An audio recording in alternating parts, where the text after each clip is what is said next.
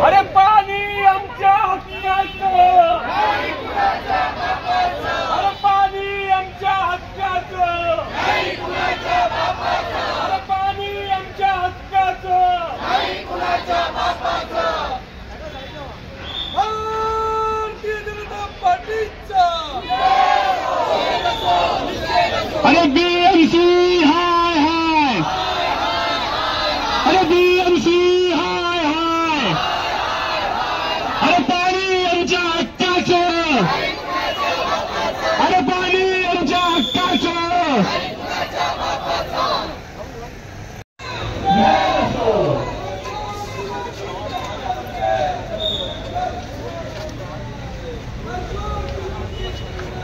नाही कुणाच्या बापाचं, आमच्या हक्काचा, नाही कुणाच्या बापाचा, पाणी आमच्या हक्काचा, नाही कुणाच्या बापाचा, पाणी आमच्या हक्काचा, नाही कुणाच्या बापाचा. अरे वॉटर डिपार्टमेंट होश में हो, वॉटर डिपार्टमेंट होश में हो, वॉटर डिपार्टमेंट होश में हो. पाणी खात्याचं करायचं काय, पाणी खात्याचं करायचं काय, बीएमसी हाय हाय,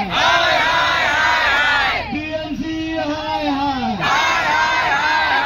पाणी खाते हाय हाय, पाणी खातं हाय हाय, याचना नहीं अमरण होगा.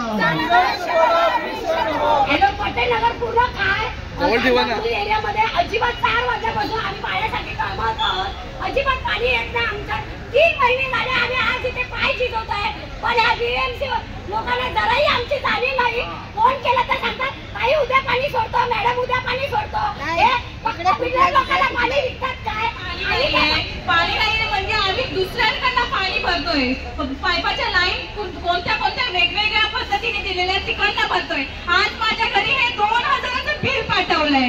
हा काय तुमच्या बापाचा माल आहे. मी तर 1 रुपया भरणार नाही, कारण आज 1 वर्ष झाला पाणी मी दुसऱ्यांकडनं भरते, दुसऱ्यांच्या नळातून त्यांच्या मशनीमधून भरते. नारायण आढावळे, मी आनंद सोसायटी गोळीबार 4 वरती रहिवासी आहे. आमच्या विभागामध्ये सुद्धा गेले 1 वर्ष हाच प्रॉब्लेम आहे की पाणी येत नाहीये.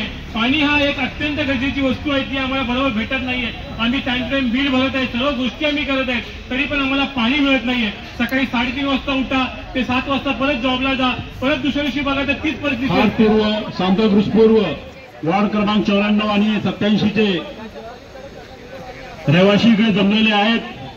आणि जसा आता आमच्या माता भगिनींनी जे विषय इकडे मांडलेला आहे, तर याची जाणीव ऍज पूर्व विभागातील वॉटर डिपार्टमेंटचे जे अधिकारी असतील त्यांनी त्यांचे जे विचार आहेत, जे विषय इकडे मांडलेला आहे, त्याच्यावरती गांभीर्याने तशी दखल घेऊन पाणीच्या बाबतीत लवकरात लवकर तोडगा काढण्यात यावा.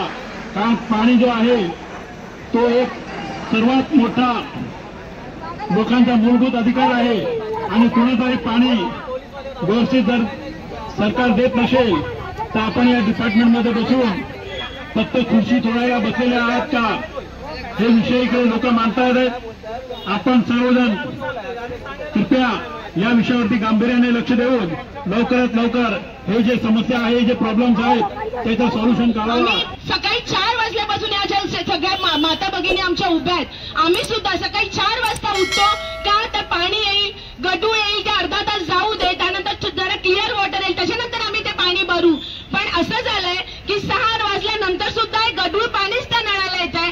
अरे पाणी कोणतं पियायचं आणि काय करायचं हे तुम्ही आम्हाला येऊन खाली उत्तर द्या, नाही तर आम्हाला सगळ्यांना येऊ द्या. तुम्ही जे बोलताय की 5 जणांना पाठवा, 5 जणांना पाठवा, अरे हा पाण्याचा प्रश्न 5 जणांचा नाहीये, पूर्ण समाजाच्या आहे, पूर्ण खार बांधा आणि सांताक्रूज मध्ये राहणाऱ्या एवढ्या संख्येने राहणाऱ्या माणसांचा आहे. तर तुम्ही तरी खाली या, नाहीतर आम्हाला वरती येऊ द्या. जर तुमचे पाय दुखत असतील किंवा झिजत असतील येताना खाली, तर आम्ही येतो. आवाज जात नसेल तर अजूनही मोठ्याने बोलू शकतो आम्ही तुमच्यासाठी. तुम्ही 35-35, 40,000 फक्त स्वतःचा नळ घेण्यासाठी पैसे घेता. कुठल्या हक्काने मागता तुम्ही 40,000? हा तुमचे एजंट असतात मध्ये, ते 40,000 सांगणार मग तुम्हाला मी नळ देणार. अरे स्वतःचा हक्काचा नळ घेतल्यानंतर सुद्धा त्याच्या नळाला पाणी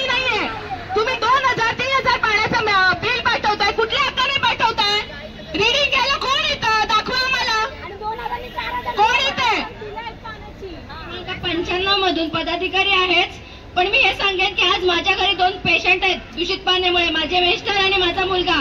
मग काय बोलावं यांच्यासाठी? ते पाणी का दूषित येते हे मॅडमने येऊन खाली सांगावं ना, की आम्ही वरती येऊ. आवाज आम्हाला पण उठवता येतो. तुम्ही पगार घेताय, तुम्ही त्या पदावरती बसलाय, खुर्चीवरती बसलाय, मग तुम्ही या जनतेला उत्तरं द्या ना. आमचं इतकंच म्हणणं आहे.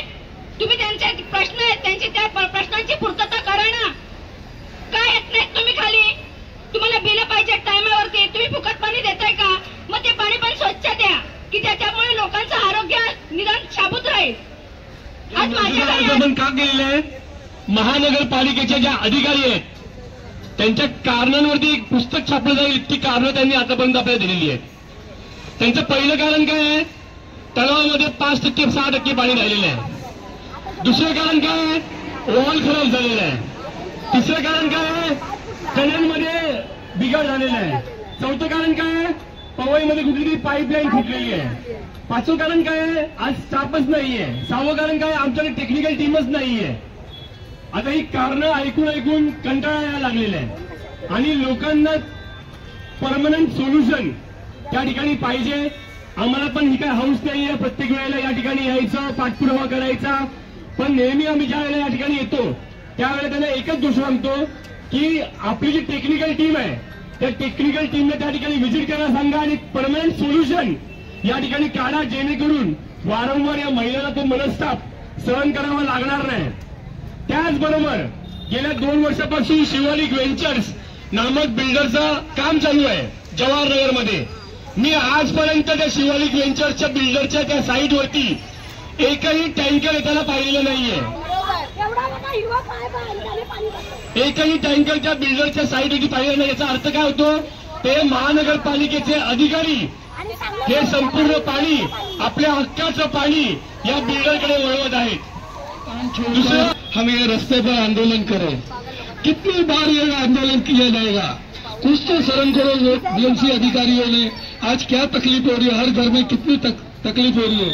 खास करके जो स्लम एरिया में रहने वाली हमारी माता बहनें जो सुबह उठ के 4 बजे उठती है, पानी के लिए पहले जूझना पड़ता है. पानी से जब पूरा होता है तो घर का काम, फिर काम कर जाना, बच्चों को स्कूल भेजना, ये सब काम निपटा कर बाद में उनको लगता है कि मुझे आधा घंटा भी नहीं मिलता है.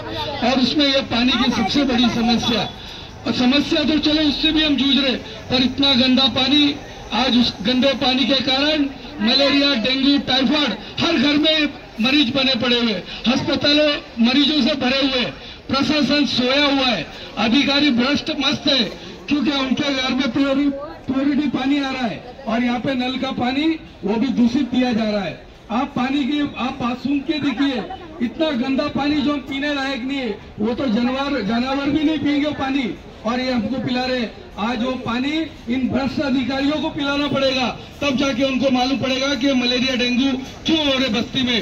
इसलिए प्रशासन ने इसके बारे में सोचना चाहिए कि आप बस्ती में क्यों होते, ये बिल्डिंगों में अधिकारी इनको क्यों नहीं होते. ये आप बड़ी धिक्कार है ऐसे भ्रष्ट अधिकारी को. मैं ऐसे वार्ड ऑफिसर को धिक्कार करता हूँ जो इन अधिकारियों को, इनकी हमारे जनता की तरफ इनका ध्यान नहीं है. मैं सभी से आह्वान करता हूँ, अगर ये मोर्चे का अगर इन्होंने ध्यान नहीं दिया और इस पर कुछ निर्णय नहीं लिया तो ये तो एक झांकी है, अभी पिक्चर अभी बाकी है. हम ये पूरे ताला लगा दिया जाएगा जिस रोड को जाए तो हम पूरा रास्ता जो हमारा हाईवे जंक्शन है उसको भी अगर ब्लॉक करना पड़े तो पूरी जनता हमारी पांड्रापुर विभाग की रास्ते पे उतरने को टाइम नहीं लगेगी. मैं इनको भारतीय जनता पार्टीच्या वतीने आपण हा जो काही मोर्चा काढलेला आहे हा आपण 5व्यांदा काढलाय. 3 महिन्यात 5व्यांदा काढलाय. आणि एक मजा काय होते या मोर्चाची, आपण ज्या दिवशी आता हे सर्व म्हणतात ना, हे सर्व म्हणतात म्हणजे आमच्या रुपेशीने हा मोर्चा काढण्यासाठी त्यांचे प्रश्न सोडवण्याचे भरपूर प्रयत्न केले, तर प्रत्येक वेळेला मोर्चा आणतात.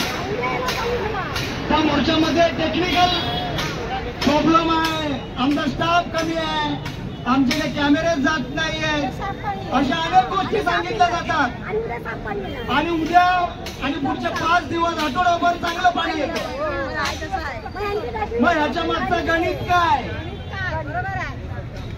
याचा अर्थ असा आहे की या अधिकाऱ्यांना माहिती आहे की नक्की प्रॉब्लेम काय आहे, परंतु हा प्रॉब्लेम माहीत असताना सुद्धा तो प्रॉब्लेम परमनंटली सॉल्व्ह केला पाहिजे या आपल्या पाणी खात्याला अजिबात कळत नाही. 1-2 वर्षापूर्वी घडलेली घटना मी आपल्या सर्वांना सांगतो. मी साई प्रसाद सोसायटीमध्ये राहतो. शिवलिक वेंचरचा ट्रान्झिट कॅम्प त्याचं ऑफिस हे त्या ठिकाणी आहे. 2 वर्षापूर्वी 9 इंचाची लाईन टाकली गेली. का टाकली गेली तर त्याचा प्रपोजल जर सर्व आम्ही बघितलं असेल तर त्याच्यामध्ये कळतं की त्या साईडला राहणारे नवजीवन असेल, प्रगती बिल्डिंग आहे त्याच्या मागचा परिसर असेल, पटेल नगर असेल, या सर्व ठिकाणी चांगलं पाणी, मुबलक पाणी हे त्यांच्यापर्यंत पोहोचेल यासाठीची ती 9 इंचाची लाईन टाकली गेली. परंतु झालं काय, त्या 9 इंचाची लाईन टाकल्यानंतर नवजीवन असेल, पटेल नगर असेल, वेगवेगळ्या ठिकाणचं पाणी कमी झालं. साहेब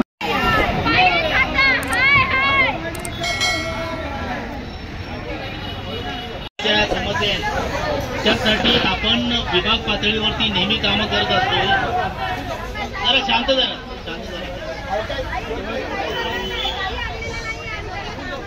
शांतता ऐका. आणि दूषित पाण्यासंदर्भामध्ये आपण विभागीय स्तरावरती तुमच्या विभागामधून आपण अनेक कामं करतोय. गेल्या 5 वर्षामध्ये आपण लाईनी बदलले, तिथे कॅमेरा टाकणे वगैरे, परंतु जिथे दूषित पाणी आहे तिथे कॅमेरा टाकायला आपल्याला अरुंद गल्ल्यामुळे आपल्याला जमत नाही.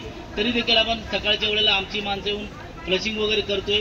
आता गेल्या तुम्हाला माहिती आहे 2-3 महिन्यापासून आपल्याकडे पाण्याची अपुरा पाणी होतं, कारण पावसाने ओढ दिल्यामुळे आपल्याला अपुरा पाणी पुरवठा होत होता.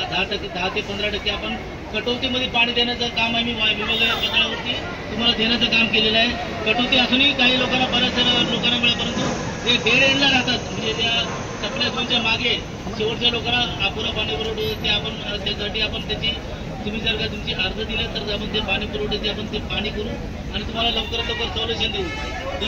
दुसरा प्रश्न आहे जो दूषित पाणीसाठी, तर तुमची आम्हाला तुम्ही दाखवून द्या.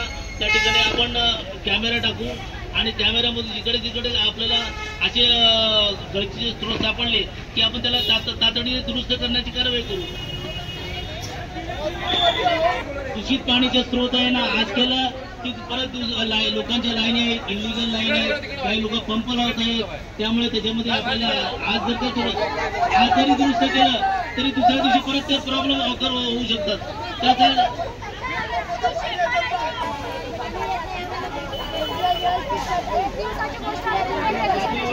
4 दिवस पाणी सोडलं, 5व्या दिवशी आहे माझ्या मागण्यात जायचे.